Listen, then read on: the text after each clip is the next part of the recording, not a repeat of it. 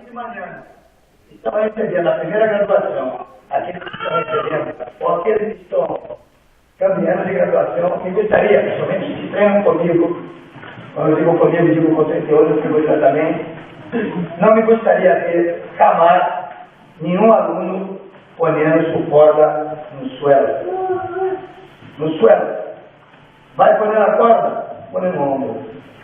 Que faça presilha por presilha. Conquistaram isso. Cada um de nós outros conquistamos, não compramos, conquistamos com suor, sangue e lágrimas. Então se há que valorizar. Às vezes veio o aluno e às vezes também veio o graduado com sua graduação no suelo. Vai cambiar de roupa até pelo sol. Pois me parece fatal. Fatal. Se de um filho, algum aluno fazendo isso tudo, considero que respeito, vai morrer pagando cercando. Seguro. Olhe no ombro. Olhe na graduação, na cintura, que é uma conquista. Passo a passo. Esse é o primeiro escalão de uma escadeira muito larga. Esse é o primeiro passo de uma carreteira muito larga. Paciência e perseverança. Seguir com o trabalho. Muitos conseguirão, outros seguirão, sairão, morrerão. Nós vamos estaremos sempre aqui. Sempre aqui. Se não, esse plano material é um plano espiritual com lembrar. Ui, essa camisa foi com devendo que está meio ligeiro, meio tubarão, meio parceiro. E aí vão lembrar de nós outros.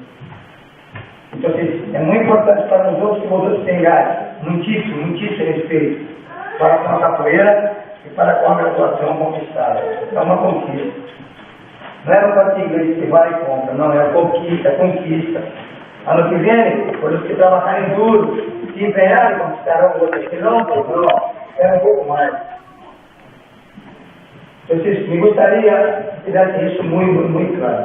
Vale? Graças aos padres que nos confiaram no trabalho e da casa como agreante. O que é Deus é só dar continuidade à educação que nós outros impartilhamos para os filhos, não para os filhos. Nós outros trazemos isso, utilizando instrumentos capoeira, passando respeito, disciplina, respeito mútuo, história, música, cultura, e formando cidadãos. Não estamos formando só lutadores. Lutadores serão sempre da vida, porque é que lutar pelas coisas. Quero aprovar vocês de estudar, isso é a forma de lutar. Estudar. Então, eu agradeço aos outros muitíssimo de estar com os outros, de nos conviar para os ricos, e espero que terminamos sempre esse prazer de ajudar nesse labor de educação, de cultura, de formar cidadão. Muitas graças a vocês.